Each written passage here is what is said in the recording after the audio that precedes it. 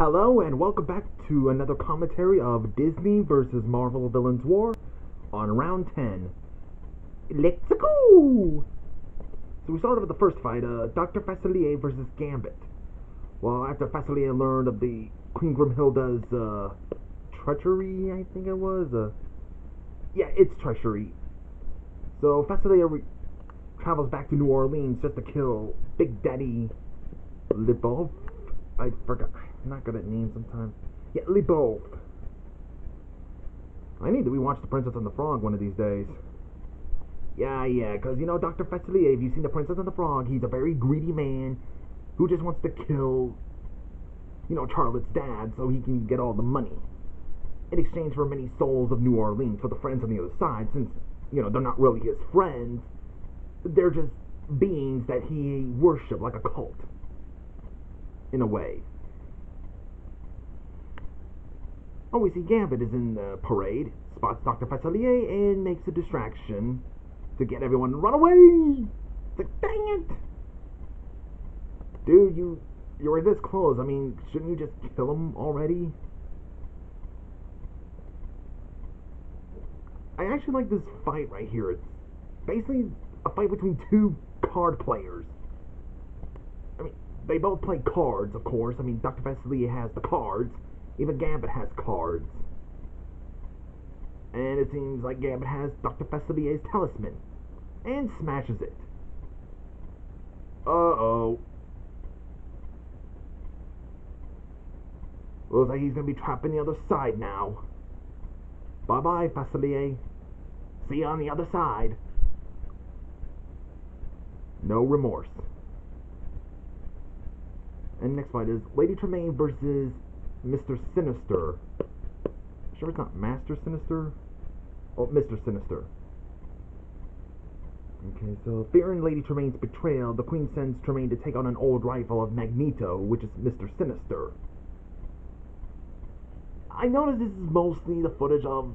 I know a lot of people seem to use the one which Lady Tremaine uses the Fairy Godmother's wand, just for an attack and stuff. And yes, Cinderella 3 is one of the good Disney sequels. I mean, there are many bad Disney sequels out there, but there are some that are good or decent, like the Lion King sequels, the Aladdin sequels, Return to Neverland, which, yeah, it is also good, but it is better than Jungle Book 2, in a way. Bambi 2, which is mostly a midquel. 101 Dalmatians 2, Patches London Adventures, which is actually pretty good. I have not seen it yet. It's been a long time since I have seen it, since I was a little kid, but I'll leave a link to the Disney December review of that one. Cinderella 3 being better than the sequel, which Cinderella 2 is basically just... It was supposed to be a TV show, but it got cancelled, so they actually made 3 episodes. So they took all that, just like with Atlantis Milo's Return, in a way. But the only thing good of that is Anastasia Tremaine falling in love with this baker, which, that's a very cute story. And I think it would have been a main focus for the sequel instead. And, well, in the original Cinderella, I know that one sister was mean to her, but the other sister was more nicer to her, which I guess they just want to go for how the story of Cinderella goes, instead of just 2 mean stepsisters, one of them being reformed. And I guess The Little Mermaid 2 is okay-ish, in a way.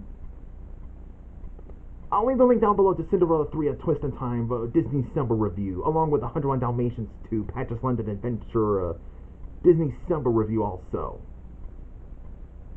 So I guess that dude is Mr. Sinister. Sorry for the long talk. Don't know who that is, don't care, but Lady Tremaine wins. Next fight, Demona versus whatever these Marvel villains call the Master Mold. Hoping to eliminate the MRD and Trask once and for all. Demona travels there just to finish what the the assassin could have finished. What he started. I still don't know who either of those people are, nor do I care. I'm just not a Marvel cartoon guy, nor the comic guy, or anything. I'm only more of the Marvel movies, that is.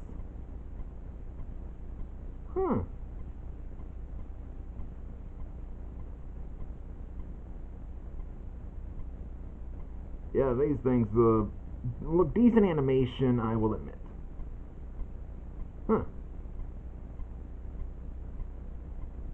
Yeah, Demona's using the spell to take down all these androids. Along with those android robot dogs or whatever. Hold on, and alakazam! Take it down! Demona wins.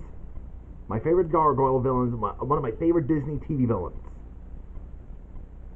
And next one is Foul Fellow versus Green Goblin 2, which is Harry Osborn.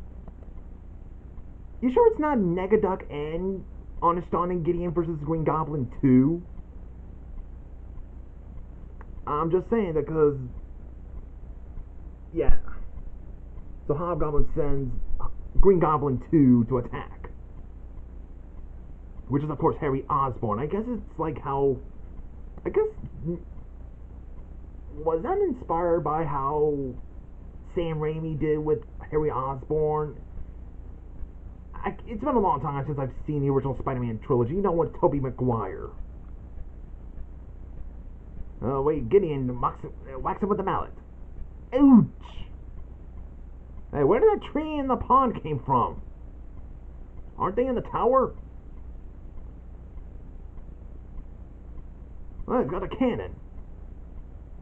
Okay, I took down that Green Goblin one. I'm sure I can take down the second Green Goblin. That's probably what he's thinking. Way to use that gun from Wizards. You know, Ralph Bakshi film, which is not Disney, which, yep. Turns out it was from Ace Malone. Or Mace Malone. Blech. I thought he was still trapped in an abandoned apartment. So it looks like Negaduck wins. The next one is Jasper and Horace versus Molten Man. While this is going on, Molten Man shows up. I think I remember in Spectacular Spider-Man, he was once friends with Mary Jane and Liz Allen, I think. What makes you think you're going to take down Molten Man? There we go. Fire in the booty! And ceiling's falling down! And Liquidator shows up. He's basically a dog made out of water. That's all I can say. It looks like he wins. Next fight, the Fearsome 5 versus Lagoon Squad. Okay, tired of Hobgoblin and his forces attacking, he brought along with the Fearsome 5 to steal a valuable object, which is a giant emerald, until the Goon Squad shows up and... What kind of name is the Goon Squad? That is the stupidest name ever. Not only do they look ridiculous, but the name is ridiculous. It's not threatening, it's just silly. Who would be afraid of a name that strikes fear into them? The Goon Squad. That's just stupid. The Fearsome 5, it's a bit silly, but it is more intimidating. But the Goon Squad is just a silly name for a team of super criminals, which I think they are. So yeah, I'm rooting for the Fearsome 5 because the name is just silly. Not only that, but the animation style just looks ridiculous, just like every Marvel cartoon from the 90s.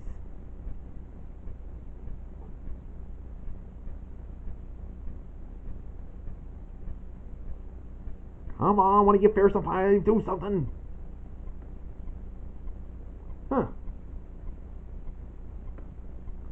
I'm just thinking because he already, took down Molten Man. I mean, what, did we skip time or something?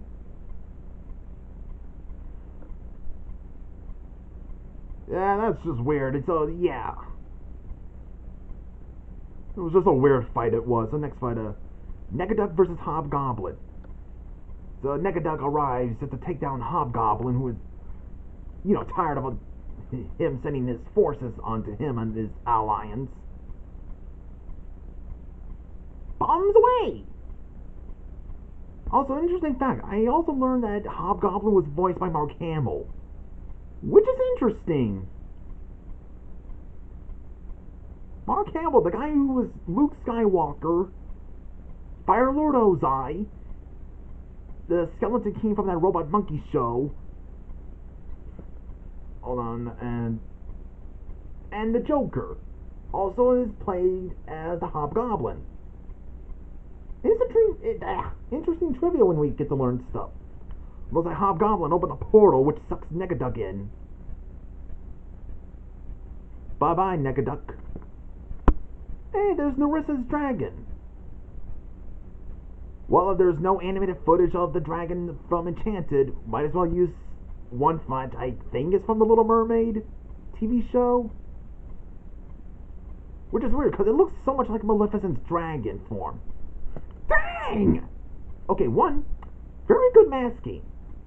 2, that just went dark. Queen Nerissa just burned the Hobgoblin alive. So I guess Queen Nerissa is the winner. And now for the epilogue. We see Aniston and Gideon return to Queen Grimhilda's castle, after, Negaduck's forces have been collapsed since Negaduck got sucked into a portal which leads him to unknown places. And then they saw the Queen's other half, how did that go again? The other half, or the side? Only the side to the Queen they'd never seen before, an old hag. Like, holy crap! Wait, did the Queen just kill them? Which I'm assuming that, she probably grabbed them, and did she murder Aniston and Gideon? I'm not sure if that's what she did, but probably, because we haven't seen them since this part of the round, that is. Round 10. So this is probably the only round we'll ever see of them. And then back in the Forbidden Mountains, hold on, we see Queen Nerissa in an old hag form, why not normal form, joining Maleficent. Huh. Interesting.